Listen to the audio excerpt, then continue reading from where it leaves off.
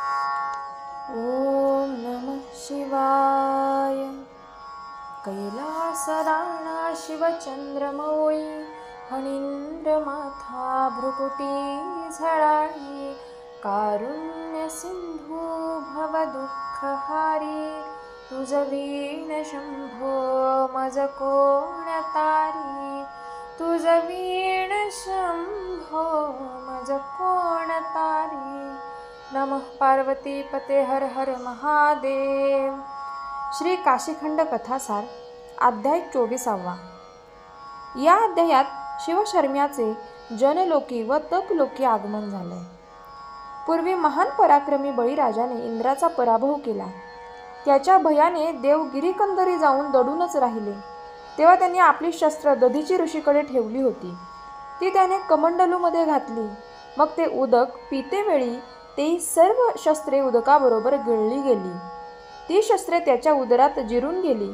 प्रलय काळाच्या अग्नीप्रमाणे ती देवांची शस्त्रे भक्षून टाकल्याने तो चिरंजीव झाला। या गोष्टीचा इंद्रास विस्मय वाटला।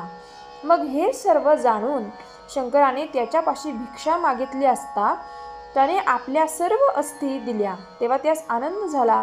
मग त्या अस्थींचे शंकराने सुभान नावाचे दुसरे शस्त्र तयार केले। नंतर देवांनी सत्वे एकवटून शस्त्रांवर घालून शंकराने सुभान व सुदर्शन अशी दोन्ही शस्त्रे हातामध्ये घेऊन महाबलाढ्य अशा त्रिपुर दैत्याचा शिरच्छेद केला। आता मी भवानीवराची पूजा केली ती कथा अशी की एकदा जालंधर नावाच्या दैत्याने प्रलय कळून समग्र पृथ्वी जिंकून अमरावती सुद्धा घेतली। तो जालंधर समुद्राचा मुलगा होय। शंकरास त्याच्या या केलेल्या कर्माबद्दल राग येऊन त्यांनी जालंधरावर सुदर्शन सोडून त्याचा शिरच्छेद केला। मग तो चक्र शंकराच्या मुकुटात कोटी वर्षेपर्यंत होते। मी भक्तिपूर्वक शंकराची पूजा केली। मी पाताळ भुवनास गेलो असता तेथे शेषाचे पूजन पाहूनच मी सहस्त्र कमळांनी शंकरांची नित्य यथासांग पूजा करू लागलो। एके दिवशी नित्याप्रमाणे सहस्त्र कमळे बरोबर मोजून घेतली असता एक कमळ कमी झालं। त्यावेळी मी एक नेत्र काढून त्या नेत्र कमळाने आनंदाने शिवपूजा केली। माझा दृढ भाव पाहून शंकराने प्रसन्न होऊन मला वर मागायला सांगितलं व तेव्हा मी सुदर्शन चक्र मागितलं। तेव्हा तू माझा प्रिय भक्त असून मी तुला एकच आहो असं म्हणून शिवाने मला सुदर्शन दिलं व मेरूच्या पाठारी ध्रुवपद आहे हे तेही मला दिलं। यास्तव ध्रुवा माझे राहणे वैकुंठास असल्यामुळे ते स्थळ मला अद्याप रिकाम आहे। मी ते तुला देतो। कल्पपर्यंत या पदाचा तू उपभोग घे। पुढे तू वाराणसीस जाशील अशी कथा सांगून ध्रुवास त्या आढळपदी स्थापले। वाराणसी नगरी पाहून ध्रुवास आनंद झाला। ही माझी जन्मभूमी म्हणून श्रीहरीने ध्रुवास सांगितलं व काशीचा महिमा वर्णन केला। नंतर ध्रुवाने ध्रुवेश्वर नावाचे शिवलिंग स्थापून त्याची यथासांग पूजा केली। नंतर श्रीहरी वैकुंठास व ध्रुवपदास गेला। अगस्ती मुनी म्हणतात, लोपामुद्रा याप्रमाणे शिवशर्म्यास विष्णुगणांनी ध्रुवाची कथा सांगून विमान पुढे चालवलं। तो जनलोक लागला आणि ही कथा अशी सांगितली, जे शुचिरभूत राहून नित्य आचराने वागतात, द्रव्याविषयी लोभ व लाभ ह्यावरची ज्यांनी प्रीती उडवली व सत्पात्री लोभ व हरिभक्तीचा लाभ करून घेणारे लोक येथे वसतात।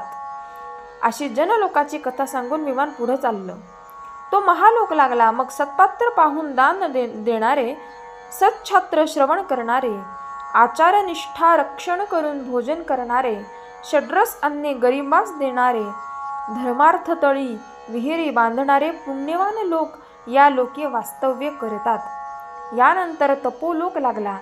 तेथे तीर्थयात्रा करणारे महायोगी, धर्मशास्त्राप्रमाणे वागणारे, थंडी ऊन सहन करणारे, गंगा संगमी धूम्रपान करणारे, वेदशास्त्राचे अध्ययन करणारे, अग्नीची उपासना करणारे, ब्रह्मचर्य व्रताने राहणारे, सूर्योदयाबरोबर स्नानसंध्या करणारे, माध्यान्नी अतिथींचे पूजन करणारे, काबाड कष्ट करून पैका मिळवून त्याच्या पुण्य मार्गाकडे खर्च करणारे, जे मिळेल त्यात संतोष पावणारे, ते प्रतिसूर्य होत त्यास हा लोक प्राप्त होतो असे शिवशर्म्यास विष्णुगणांनी सांगितलं।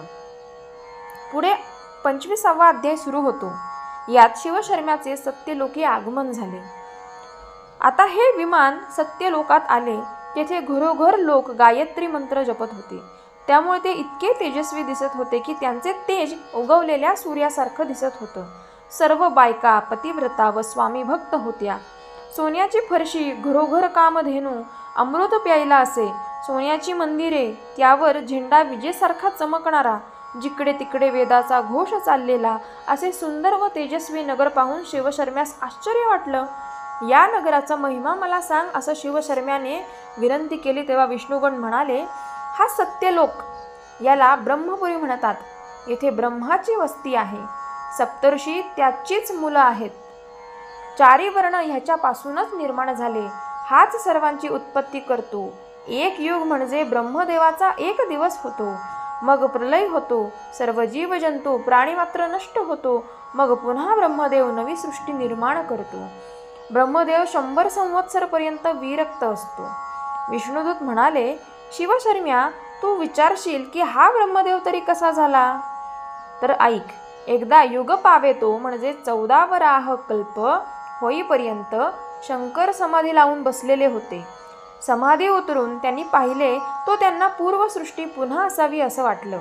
पाहता पाहता पंचमहाभूतांनी त्रिभुवन व्यापून टाकलं. मग शिवाच्या इच्छेने पुरुषोत्तम जन्मला. महदादी माया त्याची पत्नी, तिच्यापासून विष्णू जन्मला. त्यावेळी सर्व भूमंडळ जलमय झालं होतं. त्यातच श्री विष्णू निजला होता. त्याच्या नाभिस्थानी एक कमळ झाले. याचा 99 कोटी विस्तार झाला. त्याच्या 8 पाकळ्या, त्याच्या 8 दिशा झाल्या. त्या कमळातून ब्रह्मदेवाचा जन्म झाला. पण ब्रह्मदेवाला शंकराने इथला अधिकार दिला.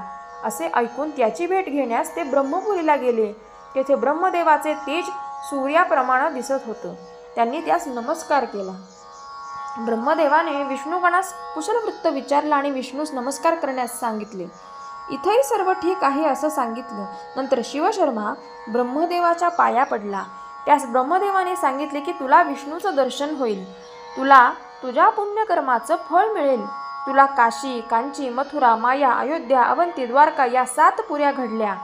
तू मायापुरीस मरण पावलास म्हणून वैकुंठास जात आहेस. जर काशीस मरण आलं असतं तर मोक्षास गेला असता आणि राजा होऊन राज्य भोगण्याची इच्छा असेल तर प्रयागा वाचून तुझी इच्छा पुरणार नाही. सत्यलोक व प्रयाग यांची योग्यता सारखीच आहे. हिमाचल आणि विंध्याचल यांच्या दरम्यान सीता आणि असीता नावाच्या 2 नद्या आहेत. अशा पुण्यवान नद्या दुसऱ्या नाहीत. असीता ही सूर्यकन्या यमुना, सीता ही हिमाद्रीची कन्या पार्वती. यांच्या संगमाला त्रिवेणी संगम म्हणतात. मीही येथेच अनुष्ठान केले व शूलटंकेश्वर नावाच्या शिवलिंगाची स्थापना केली व शंकराची सहस्रावधी वर्षे आराधना केली. तेव्हा शंकराने प्रसन्न होऊन मला हा लोक व प्रयाग स्थान दिले. त्या ठिकाणी मी यज्ञ केला व ते प्रयाग आणि ही ब्रह्मपुरी. ही नावं 2 पण योग्यता सारखीच. प्रयागावर माघस्नान करून शूलटंकेश्वराची पूजा केली असता हे ब्रह्मभुवनही मी त्यास देतो. शंकर प्रसन्न झाले तेव्हाच अक्षयवट निर्माण केला. त्या तीर्थी मृत्यू पावणारा छत्रपती होईल. प्रलयकाळी हरी त्या वटावर झोपतो. या वटवृक्षाखाली मरण येणाऱ्यांच्या वंशात लक्ष्मीचा वास सारखा राहतो. प्रयाग तीर्थयात्रा करून शूलटंकेश्वरास नमस्कार करणारा सूर्य चंद्र असेपर्यंत सत्यलोकी राहतो. वस्त्रदान करणारास व धान्य धर्म करणारास दानयज्ञाचे पुण्य मिळते. प्रयाग क्षेत्राच्या महात्म्यानंतर ब्रह्मदेवाने त्याची उत्पत्ती कशी झाली ते सांगितलं. एकदा प्रलयकाळी कैलास, वैकुंठ, सत्यलोक सुद्धा त्रिभुवन जलमय झालं व ते पाहून सर्व देव पळून गेले. त्यावेळी पृथ्वी सोडून शेष पाताळ धुंडाळत असता त्याला वटवृक्षाची जड 7 पाताळी सापडली. मी शेष व हरिप्रलयात बुडत असता या अक्षयवटाच्या आश्रयात राहिलो म्हणून वाचलो. मी झाडाची फांदी धरली. श्रीहरी वटपत्रावर निद्रिस्त झाला. मुळाशी शेष राहिला. 8000 युगे झाल्यावर मी ध्यान विसर्जन केले. सर्व पाणी पिऊन पुन्हा पृथ्वी उत्पन्न केली. गायत्री मंत्राचा जप केला. दशांश हवन करून तर्पण केले. सृष्टी कार्यासाठी मी सूर्ययाग केला. ते यज्ञ स्नान म्हणजे हे प्रयाग स्नान. नंतर आचमन करून मी वृक्षास पाणी घातले. तेथे त्यावेळी जी नदी उत्पन्न झाली तीच सरस्वती नदी. ती माझीच मुलगी आहे. ती पश्चिमेकडे वाहत असून यमुना म्हणजे कालिंदीस मिळाली. या दोघी पूर्व सागरास मिळण्यासाठी काशीस गेल्या. त्या मनकर्णिकेत स्नानास गेल्या. मग सरस्वतीने शारदेश्वर आणि कालिंदीने यमुनेश्वर अशी शिवलिंगे स्थापन केली. दोघींनी 5 लक्ष वर्षेपर्यंत शंकराची पूजा व तपस्या केली. शंकराने प्रसन्न होऊन प्रगट होऊन वर मागण्यास सांगितलं. तेव्हा शारदेने विद्या मागितली. शंकराने म्हटले, जे शारदा लिंगाची पूजा करतील ते विद्वान होतील व राज्य मान्य होईल. यमुनेला वर दिला की तुला श्रीहरी हा नवरा मिळेल. पुढे अध्याय 26 सुरू होतो आणि यात शिवशर्म्याचे वैकुंठ लोकात आगमन होते. सत्यलोकाहून विमान शिवशर्म्याने आता विष्णुगणांनी खाली वाकून पाहिलं. तो त्यास भूमंडळ गायीच्या पाया एवढं दिसलं. नंतर ते वैकुंठ भुवनास गेले. श्री विष्णूचे लक्ष्मीसह वर्तमान राहण्याचे हेच स्थान. ते नगर 10 लक्ष योजने विस्तीर्ण असून सर्व जमीन सुवर्णमय व रत्नांनी जडवलेली आहे. त्यामुळे दिव्य प्रभा फाकते. हे नगर विश्वकर्म्याने स्वतः आपल्या हाताने सुवर्णचळाच्या पाठारी रचलेला आहे. घरोघर कल्पवृक्षांची उपवने, कामधेनूंचे गोठे व चिंतामणींची अंगणे आहेतच. लक्ष्मीविलास मंदिराची जागा 1000 योजनभर. सर्व नद्या अमृताच्या. तेथे मरणाची धास्ती नाही. कोटी सूर्यांची प्रभा त्या भुवनापुढे लोपून जाते. विमान वैकुंठास गेल्यानंतर गणांनी शिवशर्म्यास श्रीहरीच्या सभेत नेलं.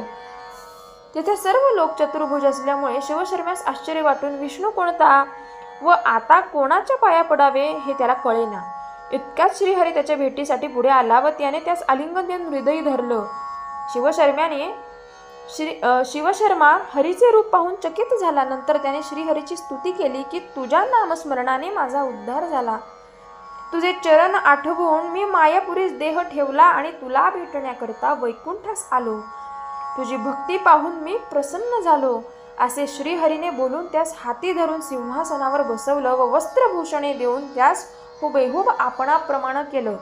असो तो दिव्य भोग भोगीत 10 लक्ष वर्षेपर्यंत वैकुंठ भुवनास राहिला.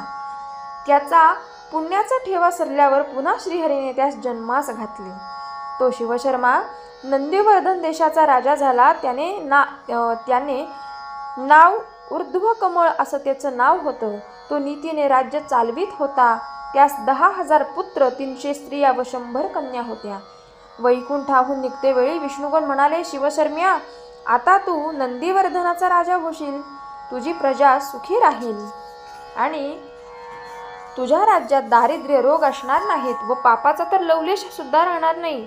सर्व स्त्रिया पतिव्रता असून शुभ लक्षणी, पतिसेवेत तत्पर, पण त्यांच्या कूचस्थानी मात्र गर्व राहील. प्रजा निरंतर संतुष्ट राहील व अहंकार मेघवृष्टीमध्ये राहील. त्या वाचून असत्य शब्दाचा उपयोग दुसऱ्या ठिकाणी दृष्टीस पडावयाचा नाही. ईश्वराच्या ठिकाणी एकाग्रमन करणारे महायोगी, महाज्ञानी, ब्रह्मचारी यांच्या हातात मात्र दंड. परस्त्री पाहून पुरुष शरीरामध्ये काम चोरून ठेवतात, त्या वाचून चोरी नाही. कुशब्द ऐकण्याच्या ठिकाणी बहिरे, पापकर्म्यास आळशी, काम क्रोध यांचा संहार करणारे असे जन तुझ्या राज्यात असतील. स्त्रिया दाने देतील. लोक नित्य शंकराची पूजा करतील. पाठ करावयाची ती वेदशास्त्रे, स्तुती बोलावयाची ती शिवस्तोत्रे, मंत्र म्हटला की शिवाच्या पूजेचा. अगस्ती म्हणतात, लोपामुद्रे, याप्रमाणे विष्णुगणांनी शिवशर्म्यास सांगितल्याप्रमाणे सर्व व्यवस्था घडून आल्यानंतर कोणे एके समयी प्रवासी लोक तीर्थयात्रा करीत काशीस जात असताना ऊर्ध्व कमळाच्या नगरात आले. त्यांनी राजाची भेट घेतली व राजाने त्यांचा चांगला आदर सत्कार केला. षोडशोपचार्यांनी त्याची पूजा करून वस्त्रे अलंकार देऊन त्यास तोषवलं. मग तुला काशी यात्रा घडेल. मंदाकिनीच्या उदकाने तू शंकराची पूजा करशील. काशीवास होऊन पूर्वजांसह कैलासास राहशील व महादेव तुझे इच्छित कार्य पार पाडील असा आशीर्वाद देऊन ते निघून गेले. एके दिवशी राजा सिंहासनावर बसला असता त्याने प्रधानास जवळ बोलावून सांगितले की आमच्या पुत्रांपैकी साधू हा परमपवित्र आहे, त्यास राज्यावर बसवावं. असं बोलून राजाचे सूत्र, या राज्याचंच सूत्र त्याच्या स्वाधीन केलं व आपल्या 300 स्त्रियांचा सांभाळ करावयास त्याला सांगितलं. नंतर मुख्य स्त्री सदाचारिणी हिला समागमे घेऊन तो आनंदवनास जावयास निघाला. समागमे द्रव्यही बरंच घेतलं होतं. राजाने मनकर्णिकेचं स्नान केल्यावर विश्वेश्वराची पूजा केली. नंतर तप करू लागला. तो काहीच खात नसे. राजाने तेथे एक सुवर्णमय देऊळ बांधून ऊर्ध्व कमळेश्वर या नावाने शिवलिंगाची स्थापना केली. ती दोघे नित्य निराहार राहून शंकराची पूजा अर्चा करीत. याप्रमाणे बहुत दिवस लोटले असता एके दिवशी असा चमत्कार झाला की कमळकोपी स्नान करून शिवाची पूजा करीत बसला होता. इतक्यात एक म्हातारा तेथे आला. त्यास पाहून ऊर्ध्व कमळास नवल वाटले. तो पुरुष देवालयात येऊन ऊर्ध्व कमळास म्हणाला, राजा, हा अमृत समान कमळकूप, रत्नखचित दिव्य मंदिर व शिव लिंग स्थापना की जेणेकरून मन रमून जातं अशी ही कोणी केली? असं विचारल्यावर ऊर्ध्व कमळाने सांगितलं, करता करविता एक महादेव आहे. त्याच्याच आधाराने हा सृष्टिक्रम चालत आहे. हे ऐकून त्यास आनंद झाला. मग तो वेशधारी वृद्ध पुरुष कमळकोपी जाऊन स्नान करताच तरुण झाला. तेव्हा ऊर्ध्व कमळास आश्चर्य वाटून त्याने असे होण्याचे कारण त्यास विचारलं. तेव्हा तो राजास म्हणाला, या काशीचा महिमा असाच आहे. हे क्षेत्र भू कैलास होय. या कमळकुपामध्ये स्नान करणारा तत्काळ वृद्धाचा तरुण होईल. इथे जो स्नान व दान करील आणि ऊर्ध्व कमळेश्वराची मनोभावे पूजा करील त्यास कैलासपद प्राप्त होईल असे सांगून त्याने राजास हृदयी धरलं व आलिंगन दिलं. मग ऊर्ध्व कमळ स्त्रीसह अदृश्य झाला. त्याच्या पूर्वजांसह त्यास शिवाने कैलासवासी नेले. ओम नमः शिवाय.